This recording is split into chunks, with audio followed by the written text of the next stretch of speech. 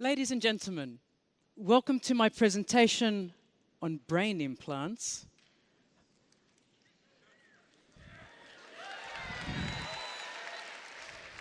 Hope, or hype. The brain is one of the largest and most complex organs in the human body. The cortex, the brainstem, the basal ganglia, and the cerebellum help us to do things like think and move, breathe and sleep, and coordinate messages to different parts of the body. And then we have the frontal lobe, the temporal lobe, the parietal lobe, and the occipital lobe, which are used for problem solving and judgment and motor function, for memory and hearing and visual processing. The brain is made up of more than 100 billion nerves. They communicate in trillions of connections called synapses. The synapses are structures that allow neurons to pass electrical and chemical signals to one another. Pew, pew. It's mind-blowing to think that each of us, as we go about our day, is carrying one of the deepest network of networks that has ever existed. But sometimes, neurons take an abnormal turn and die out and cause brain disease like Parkinson's. That's where neuroprosthetic devices come in. They connect directly to the person's brain, either placed on the surface of the brain or the brain's cortex, and they're used to stimulate those neurons back to life. Wake up. I need you. The restorative surgical procedure costs up to $100,000 and is the only hope some patients have, especially when they become resistant to pharmaceutical drugs. I want to live. In this example, we see a patient undergoing a deep brain stimulation stereotactic neurosurgery operation in France, which will help to treat his Parkinson's disease. By implanting electrodes in the brain, abnormal cerebral electrical activity is modulated, and so the patient can walk and talk again and do both at once. It's remarkable, and it works. The technique has also been applied to major depressive disorder, but only as a last resort and with markedly different levels of success. Some patients, about a third, go into remission after the operation, but about 2/3 it doesn't work. And it's such an invasive operation, which raises questions about how far we go. And so I pose the question, are brain implants our plausible future? And might we consider repurposing them for everyday use, beyond therapeutics, maybe for entertainment? As one example, Facebook in 2017 revealed it had 60 engineers working on brain-to-computer interfaces that would let you type with just your mind. You'd think about it and the words would appear on the screen, scanning your brain 100 times per second using optical imaging. Now, scientists, entrepreneurs, philosophers, and biohackers have long pondered on how we could overcome death and disease. They state the following possibilities with the aid of technological intervention. How can we live forever, in other words? One way is to embed tiny nanobots throughout our whole body, maybe 20,000 of them, so they can monitor our vital signs and physical characteristics and provide care on demand through Internet of Things devices that are working autonomously in the body and in the bloodstream. Another, as demonstrated here in the Smithsonian Institute, is to replace the dying organs with biomechanical systems. We just need our brain, don't we? And to just jack in with a computer and leave your body stationary as it decays and is replaced by machinery. Just let your mind go logically and let it free. And the final reductionistic possibility is to keep the brain and nothing else.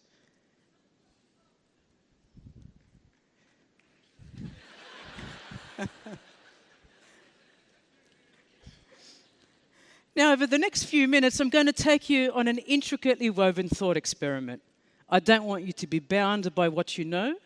This is what happens when all that is left of you is just a brain, kept alive by the Earth's telluric currents. Are you ready?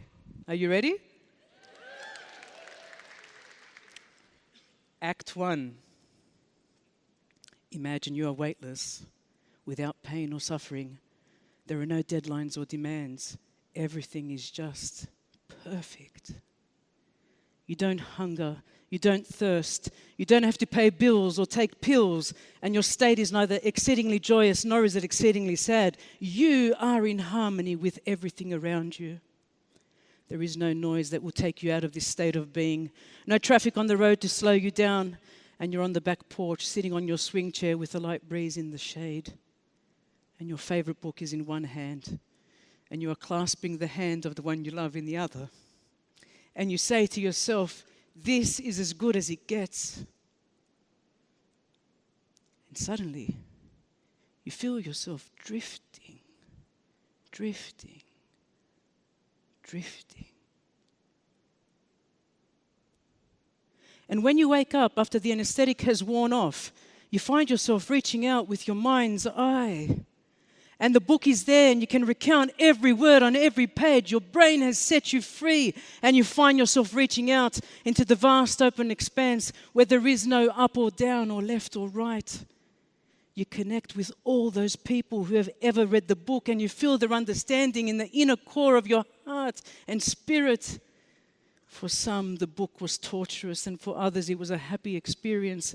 But all now have the awareness of how the book was integral to their life. At this time, of the billions of people in the world, only a small number have been freed from the tyranny of death. But you hope for all to be saved before too long. Or you begin to share your own reflections of the book effortlessly. It's coming out of your mind without thinking, and you catch a glimpse of a tiny, tiny insect. Next geners have taken you here to see the digital vortex, to become one with creation. You are a tiny round egg. You hatch and you turn into a caterpillar. Then you form into a chrysalis and undergo the most remarkable of transformations. You are undergoing metamorphosis. The tissue, the limbs, and the organs of the caterpillar have all been changed. It is now time for the butterfly to be released. And so it begins to pump blood into its wings, and then it will get to fly, find a mate, and reproduce, beginning the process all over again. You realize you no longer have to put on the goggles to live in augmented reality. You are reality. Act 2. The year is 2045. You are born. Life Arc administer a screened blood test for the 9 major diseases that once plagued humankind and the 17 new giant viruses that have been introduced via CRISPR re-engineering.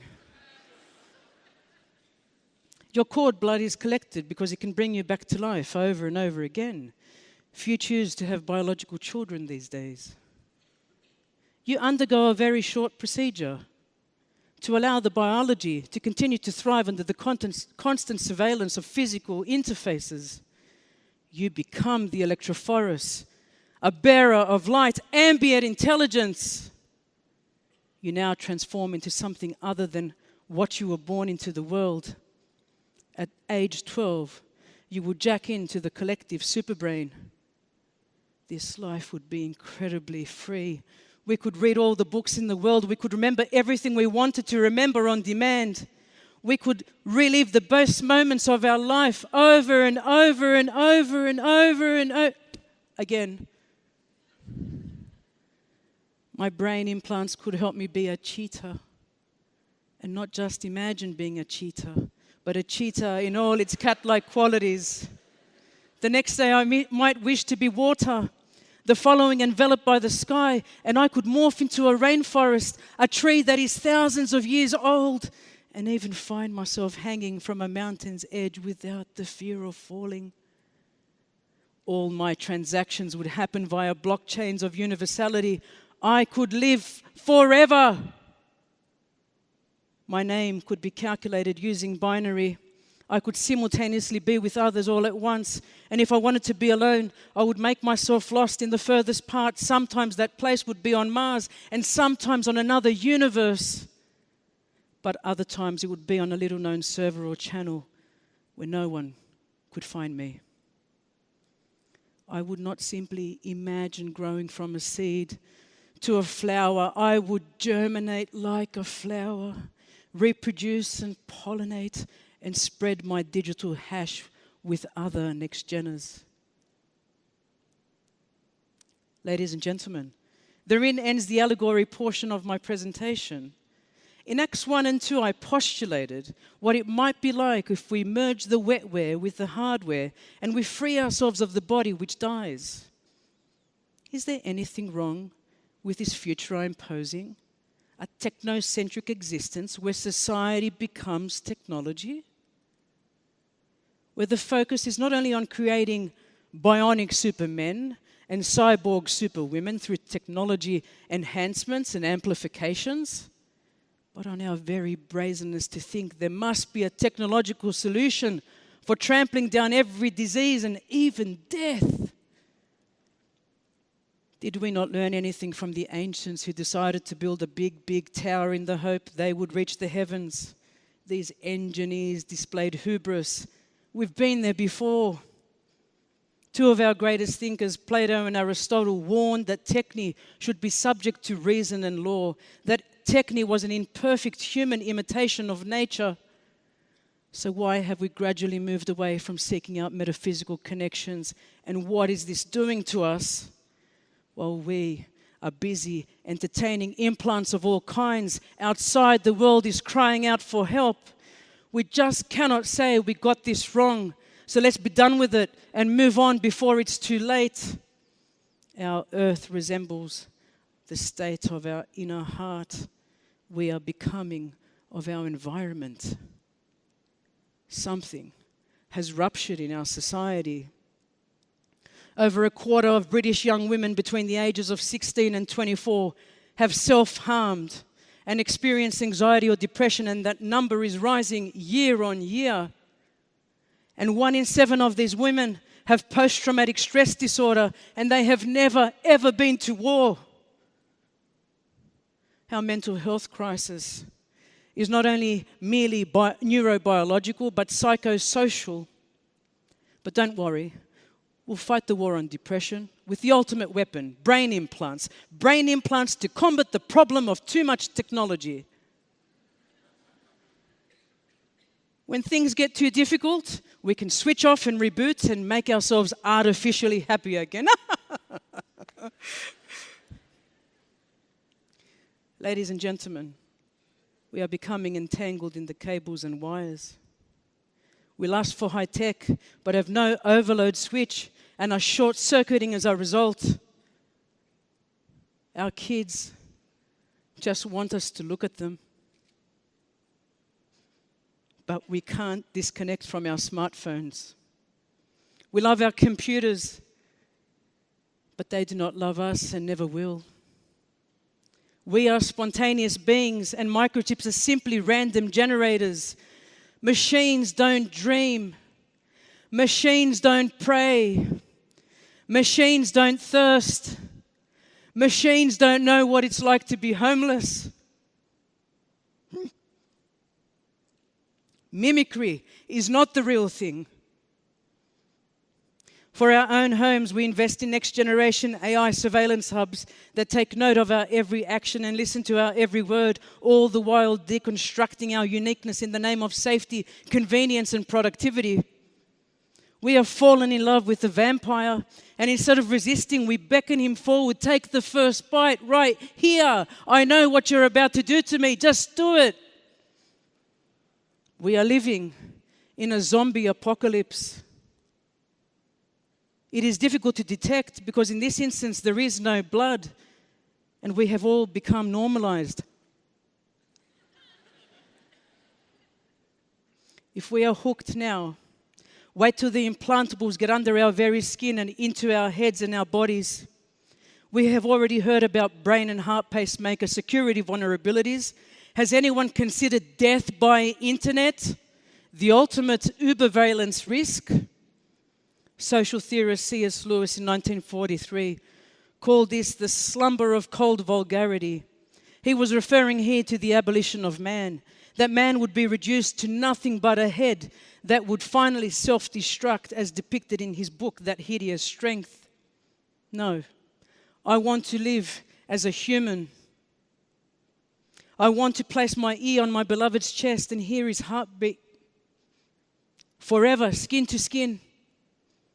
I want to bleed if I cut myself accidentally, and I want there to be a hand to reach out to when I'm in need. Our life is not a video game. We are not living in a simulation. This is it.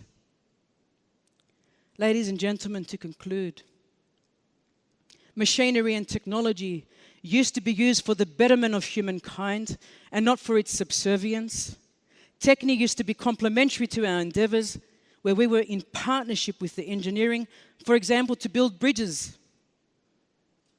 However, we have gradually moved away from this healthy synergy where we are not only becoming faceless numbers, but are deconstructing the basic building blocks of life.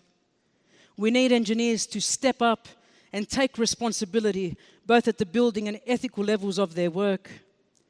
There is a rightful place for science and technology. We need a new breed of practitioners who will build with meaning for urgent needs of humankind. Yes, exactly. There are no limits to innovation, none. But when technology itself may involve a wrongful use of humans, animals, or natural things, we should say we go no further. The choice is ours, and so are the consequences. Thank you.